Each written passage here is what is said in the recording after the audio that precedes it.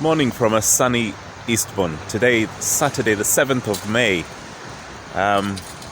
Here, really early in the morning. I think it's just about 7:45 or thereabouts. And I decided to come down and enjoy the view. This time of the morning, there are not that many people. It can be quite nice and peaceful out here. I'll just give you a little bit of a glimpse of the sea. If I can get my camera to do it. As you can see, quite calm. Got a few birds in the air. And there are not that many people around. It's quite nice and quiet. Sometimes I love coming here even earlier in the morning. I haven't done it for a while now. But sometimes I'll come down here. I could come down here 6:30 even in the morning. And just have a moment of quiet reflection. And this morning I thought I'd leave you all with a bit of a thought. I had quite an interesting dream last night. It would take me quite a while to describe the dream. So I'll refrain from doing that. But I woke up really early, kind of spurred on by this dream that is going to form the bulk of my conversation with God this morning. But the quest of it, the subject of it was on the idea of our worth and our significance as human beings. See, I love coming somewhere like this, where you realize comparatively we're actually quite small. As human beings, sometimes we like to think ourselves to be the masters of the universe. We like to think that we are the center of the universe. We can be a little bit like cats. I don't know if any of you have ever noticed cats have this psychology. They believe that human beings are there to serve them. They don't believe that somehow they are our pets. They actually think the other way around. They think if you have a cat, you will have noticed, it thinks it has a mentality that actually you're its pet, rather than it being the other way around. And so as human beings, we can be the same. And I got thinking on the whole subject this morning, inspired by my dream, which I will maybe describe at some point later on in a later video, because it's quite lengthy. But I got thinking on the whole subject of our worth as human beings, our significance. Seeing each one of us, every one of us, there is a quest to find what the significance of our life is. What is its meaning? What is the significance? What is the worth of our life? And in some instances, we can look at our lives like these pebbles. See, there are billions of these pebbles here by the seashore. Many, many, many of them. Got a dog turning up to say hello to me. Hello, dog. He's also sniffing away at the pebbles. And so there are many pebbles on the seashore, just like there are billions of us human beings that have ever walked this planet. I don't know if you've ever noticed, you're not the only person on this planet. There are many, many people on this planet with you. And there are many people who have gone before as well. There are many people who have come and lived on this earth, and they have gone. And in some ways, you could compare their lives to the waves, really. I mean, you have a single wave, it comes and it goes, and then that's the end of it. And then there's another wave that comes after it, and it goes. And you have another wave that comes after it, and it goes. And so it's possible to look at your life and ask, what is its purpose? What is the meaning? What is the significance of my life? And each one of us is actually engaged, whether you like it or not, on a quest. We are actually engaged on a search for significance. We are asking daily, literally. Very often it happens in a subconscious place, in a place where you're not aware. But we're being driven, we're being kind of pushed by this quest within us to say, what is my life worth? And sometimes that quest can be emphasized, it can be brought to the fore when we are around people who we think have achieved much. Maybe when we are around what we think are successful people. Maybe we look at somebody who's got a lot of wealth, and then we end up comparing ourselves to them. And then we end up thinking, well, what is my life worth? What have I achieved? What is the substance of my life all about? And it can cause many of us to end up with actually what's called a belief system of a failure. Now, a belief system is something that you believe at the core of who you are, very fundamental to who you are, that you end up believing that you're a failure because you look at your achievements, you look at what you think you're worth based on your achievements, and you then compare yourself with other people, and you conclude, I have achieved very little, and therefore you can end up having the psychological or belief system. Really, it's more than psychological, it's actually to do with believing, it's fundamental to your values. A belief system is something that is at the very core of who you are, and it forms the bulk of your actions, really. Because you believe something, you will end up behaving in a particular way, you end up acting in a particular way. You can have a look at one of my previous videos I did on this, on the battle that's going on, the battle for you and I that's raging. And that it is a battle fundamentally of what you will believe. It is a battle of what you will believe about yourself, whether you will believe the truth or whether you will believe the lies. It's a battle that has gone on right through millennia, right to our first parents, Adam and Eve. They were approached by Satan, and they were made to believe a lie. They were made to believe a lie about their worth. If you remember in the Garden of Eden, Satan approached them and he said to them, hey, this is what your worth is right now, but if you eat of that fruit, you will become like God. Notice the substance of the temptation is to do with worth. It's to do with significance. That was the lure of the temptation. You will become like God. You will start seeing things like God. You will start having the same faculties as God. You'll be able to become like God, literally. Very sad that Adam and Eve, and it's not to blame them, we all do it, they fell for that temptation. And it's the same for you and I today. There's a beautiful boat out there I can see. It's exactly the same for you and I today. The battle that's going on in your life and my life is fundamentally to do with what will you believe? What will you believe about yourself? And there is no more fundamental thing than what you will believe about your worth, your significance. What is your value? Who are you going to be?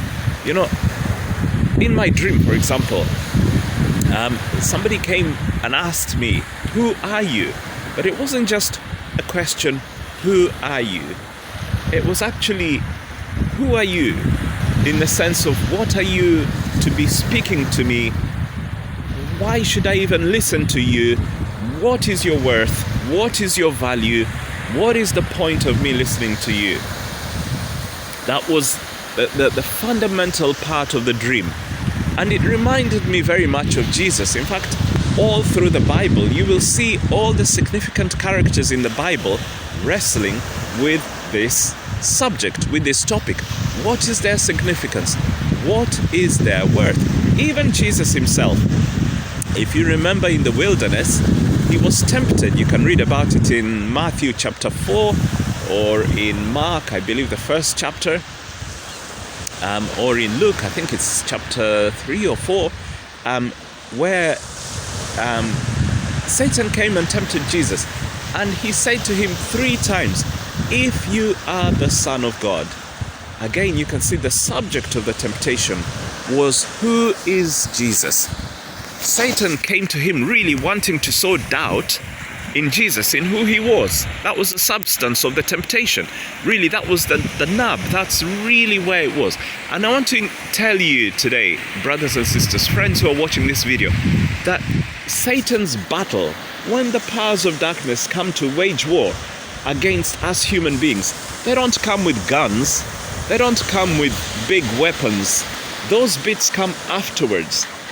The guns and the weapons and the whatever you call it, the fundamental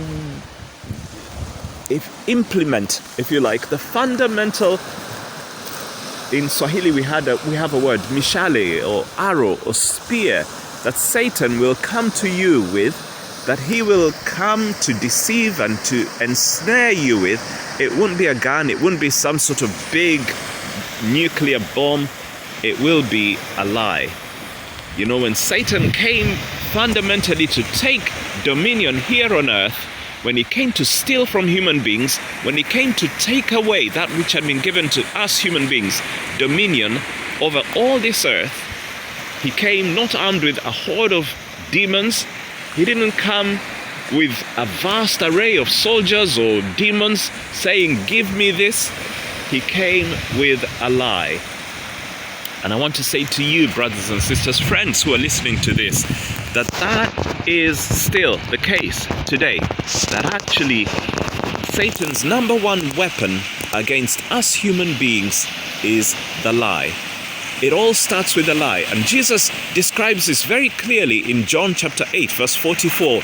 You can read the passage where John describes the Pharisees who were out to kill him, really. They were out to ensnare him and to kill him. And Jesus says to them, you are of your father, the devil. And then Jesus says something really interesting. He says concerning the Father, the source, which is what Father really means, where you've come from is the devil. He says to the Pharisees, you're not of Abraham, you're of the Father, your father, the devil. And then he goes on to say he was a liar from the beginning. It's a very interesting description Jesus gives Satan right on the onset. He describes Satan as a liar. And so Jesus describes Satan in John chapter 8, verse 44, as a murderer and a liar. Satan fundamentally comes to sow lies. He comes to tell you lies. And then out of that, the progression is that death will ensue. Remember, with Adam and Eve, he sowed to them a lie. He said, if you eat this fruit, you will become like God. And then, of course, as a result of that, sin and death came into the world. Friends, I really can't emphasize this enough. When Satan wants really to come against you, he will not come with a horde of demons. They come afterwards. The number one thing he will come with is the lie. And in the most important area of your life and my life, it will be no different. In that area where we are searching for our worth, where we are searching for our significance, where we are trying to find the meaning of our life,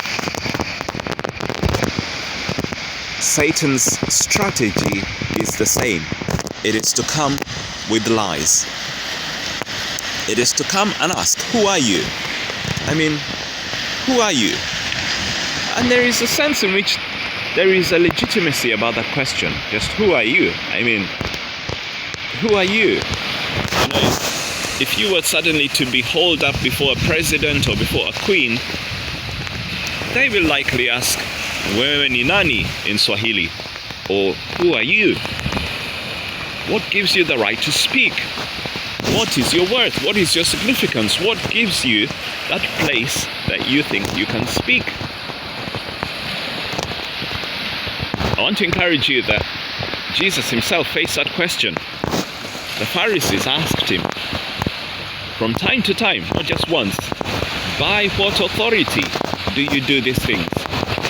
It's quite fascinating. I mean, there is Jesus performing the most amazing miracles, healing sick people, healing people who've been blind ever since they were born. And yet the Pharisees, instead of marveling about this and praising God, what's on their heart and what's on their mind, just as Jesus said, they're of their father the devil. Their first question is, who are you? By what authority are you doing this? What gives you the right to do this? The disciples faced the same question, by the way, in the book of Acts. You can read the book of Acts, chapter 2, chapter 3, actually, really, when they began to spread out, the church began to be blessed, and God was blessing the church, and they were performing signs and wonders and miracles, and the Pharisees hauled Peter, John, and James, I think it was, or it might have been Peter and James, and they hauled them before the Sanhedrin, and they asked them, who do you think you are? Just who do you think you are doing this? I think in Acts chapter 4 the same thing happens again. Just who do you think you are?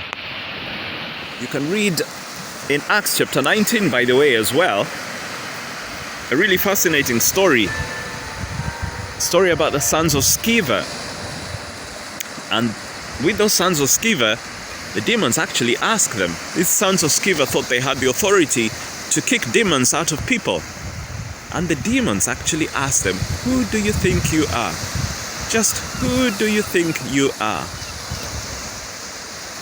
And interestingly, in that particular incident, Acts chapter 19, you can read it, the sons of Sceva, or rather the demons that were in this man that the sons of Sceva were trying to cast out, the demons actually said, Paul we know, and Jesus we know.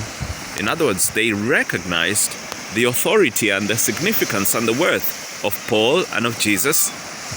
But who do you think you are? But just who are you?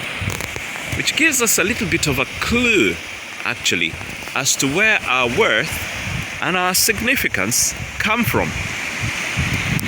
I want to suggest to you that actually our worth and our significance cannot be obtained anywhere independent of God. If you're trying to find the answer to that question, who do you think you are, anywhere independent of God, you are going to fail miserably.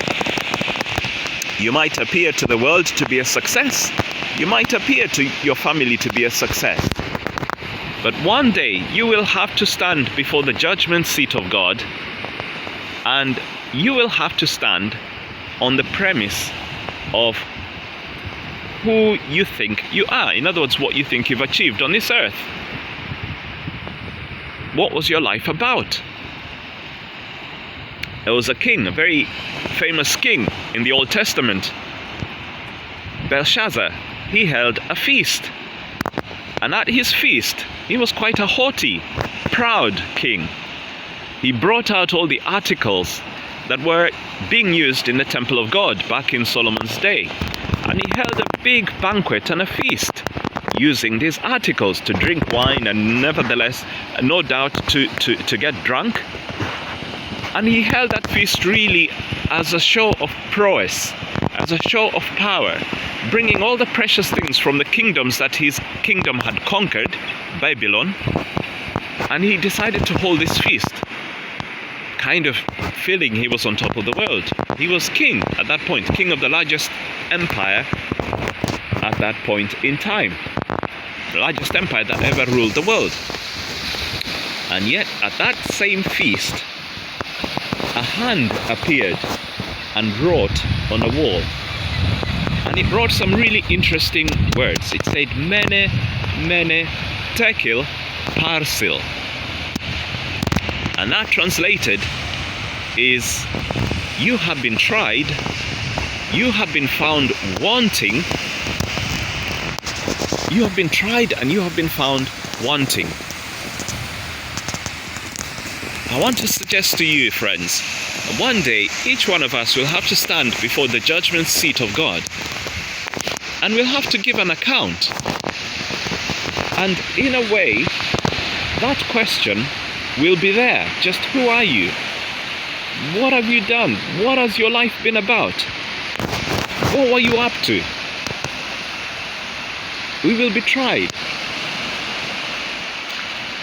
And in a way, our life's work is supposed to give a testament to what we believe about ourselves. So Paul and Jesus, they had a very clear perception, a very clear understanding of who they were.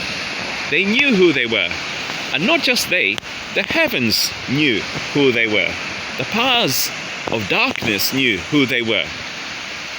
Because of that, there was clarity. They had a very clear understanding about who they were, what they were here on earth to do, what their mission was about, and because of that, it was registered. Even the heavens, the demons, knew Paul. That's what they say to the sons of Sceva. They knew Jesus. And so I want to suggest to you on a day like today, as I'm stood here by the waves, looking at this beautiful seashore, you know, the waves come lapping one after the other. One comes and it laps against the seashore and then it disappears. It is a picture of life. You know, you will appear like these waves appear on this earth, and then there will be a day when you will be no more. You will not be on this earth anymore, just like these waves. There will come a time when there will not be a Dennis on this earth. And so the question then is, well, what was that life all about? What was its significance? What was its purpose? Why was Dennis given life? Who is he? Who is he? What is his life about?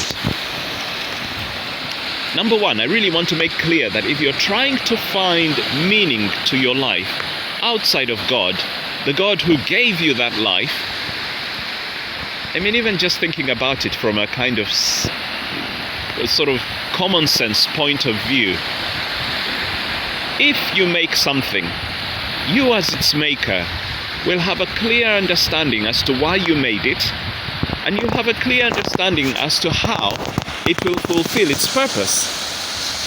And so it's no different for us human beings. Of our own, we cannot figure out why we have life. We cannot work it out on our own. Independent of God, there is no way you will be able to answer that question. It is not to say that we won't try, and it is not to say that we have a world that is ruled by a liar, a father of lies, who is very keen to suggest to you what the meaning of your life is all about. He is very keen to tell you that this is what your life is about. It's about acquiring wealth. It's about becoming wealthy and becoming secure in your wealth.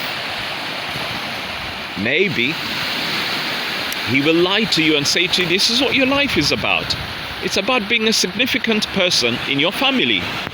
Somebody that's looked up to, somebody that's respected, somebody that people look and they say, wow, that person has achieved lands and cows and this and that, and they are worthy of respect.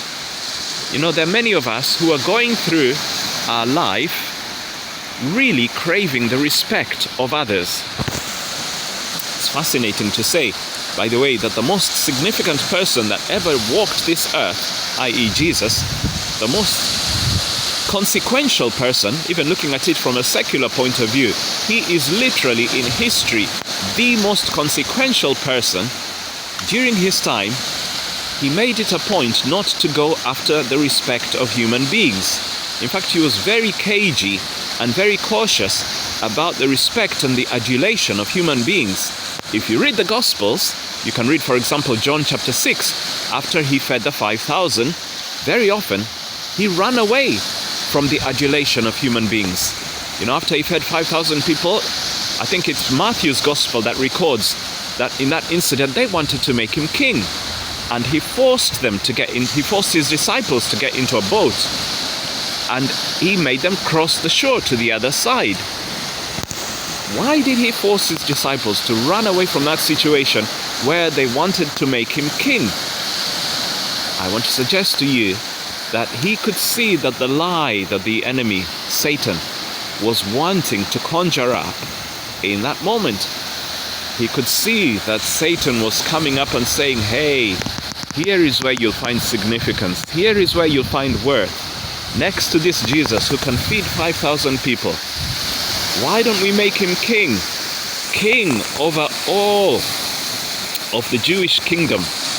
And he is the one who's going to challenge the Romans for us. I mean, if he can feed 5,000 people, if he can heal a man born blind, what answer is that to the Romans with all their might?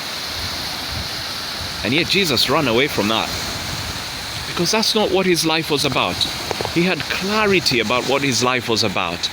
In fact, I want to suggest to you, very often, the people who are most significant in this world, very often in their time and in their day and in their generation, the thing they often face is ridicule and misunderstanding and even revilement.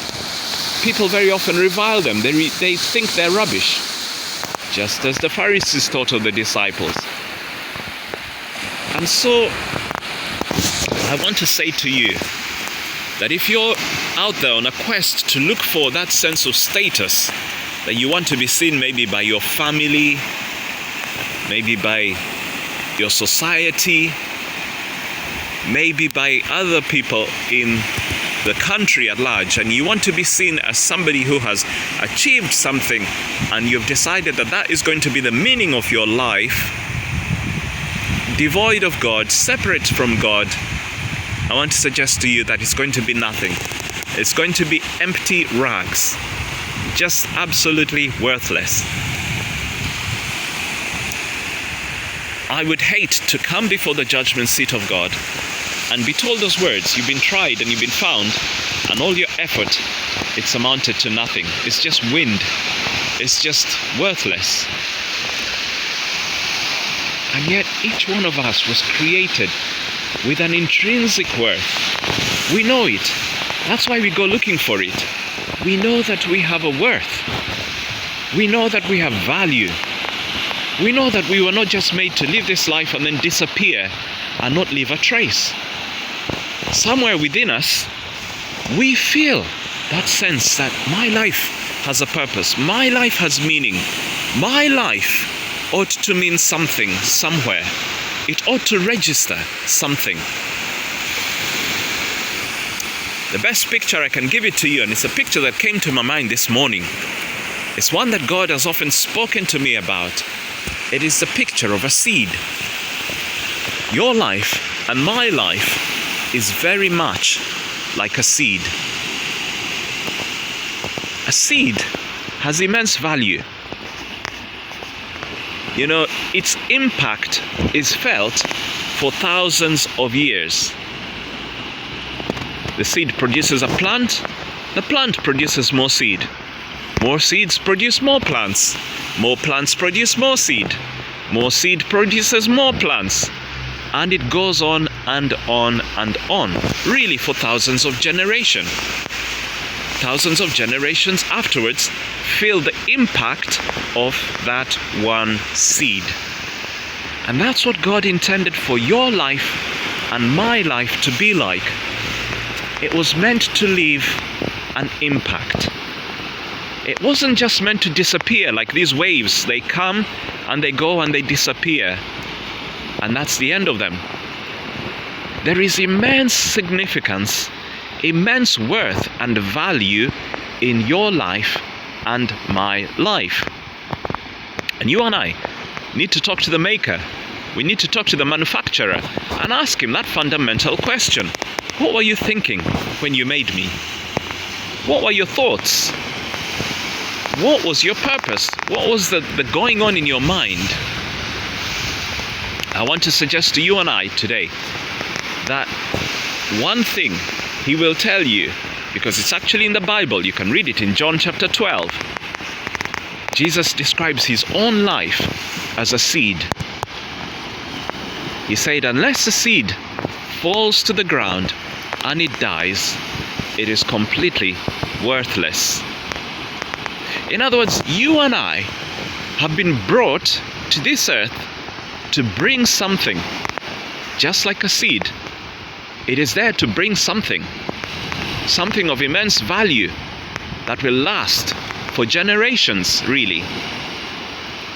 And yet, the only way that its value and its significance will be realized will be when it dies, when it gives up, when it lets go.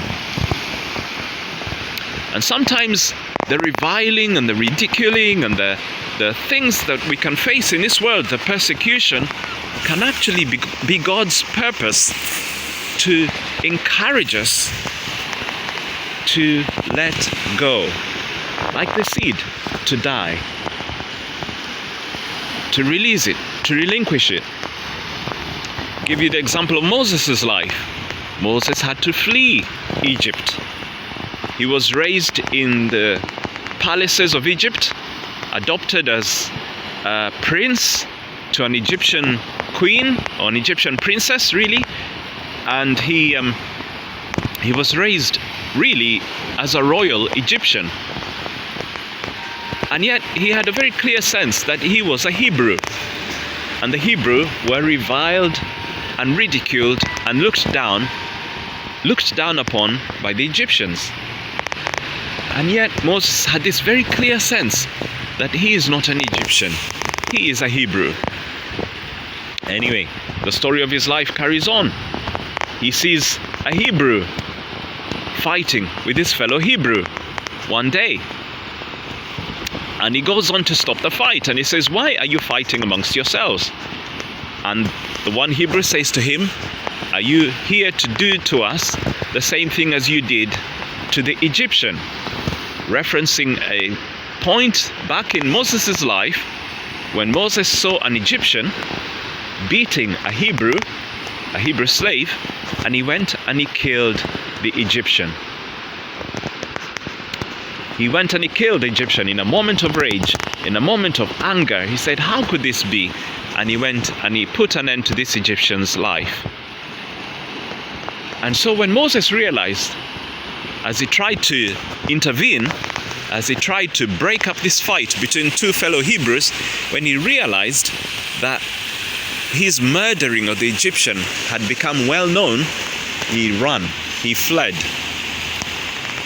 he legged it, and he ended up in the wilderness, far away, as far as he could go from Egypt, basically. And as he ended up in that wilderness, I'm sure he would have been asking himself, what am I doing here? What is my life all about? He ended up looking after the sheep of what would become his father-in-law, Jethro. And in that place of running away, in that place where he'd been reviled even by his own people, funnily enough, there, in that place where he was running away, is where God caused him to really reflect and think about who he was. And in fact, God actually comes to him in the form of a burning bush and says to him, "Hey Moses, this is who you really are. I want you to lead the people of Israel out into the wilderness, to this mountain where they will come and they will worship me." And Moses has this argument with God, saying, "Hang on, but who am I? Who am I? Who am I to go there? I stammer, I am a nobody, I am running away, I am a coward, I am this." You can see all the lies that Moses had believed about himself that were hindering him from realizing who he really was. The significance of his life was stashed away behind those lies. And it took that running away, it took having to flee, it took having to leg it, to escape, for him to realize who he really was. And so sometimes God uses even the struggles, God uses even the battles the things that people hurl at us, where they're ridiculing us, where they're looking down at us, I want to encourage you, do not despise those things, because those things are in a way a form of a test. They're making us confront this question: who are you? What is your life really about? Jesus faced those same questions. And I want to encourage you that your life has a lot of worth. It has a lot of meaning. Like that seed, you were created to leave an impact that would last for generations.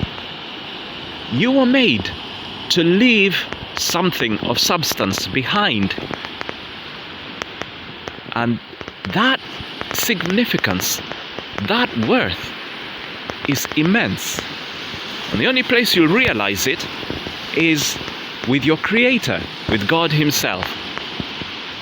It is when you stop and ask yourself who I really am, and you bring yourself to the Creator, the one who created the heavens and the earth, the one who made you, who gave you your spirit, whose life is in your life. When you stop and you ask yourself, you ask Him rather, what is my life all about? Only there will you find the meaning, the significance, and the worth of your life. There is something you came to bring as that seed. There is something you came to leave behind. And as Moses found out, he had to die like that seed. There was an old Moses, a Moses who was a coward, a Moses who stammered, a Moses who had a very low picture and impression of himself, a Moses who thought, no way I could lead the children of Israel out of the wilderness. That's not me. That Moses had to die. And a new Moses had to rise up from the ashes. So I don't know about you, but maybe there is somebody that you've been holding on to that you think is who you really are. Somebody that you think, this is your worth, this is your value, this is who I really am. And yet that person is just a breath of air. That person has no worth. Maybe you've been building your castles. Maybe you've been building amazing things and you've been doing amazing things. And you look at your life and you say, there is my life's achievement. You know, Jesus told the story of a man who was wealthy. And he went during harvest time to build a bigger barn. He thought, I have many fields. I have many fields. And the harvest that I have is not enough to fit in the barns that I have. And so he decided to build a bigger barn. And that big barn would be a testament to his achievements, to his worth.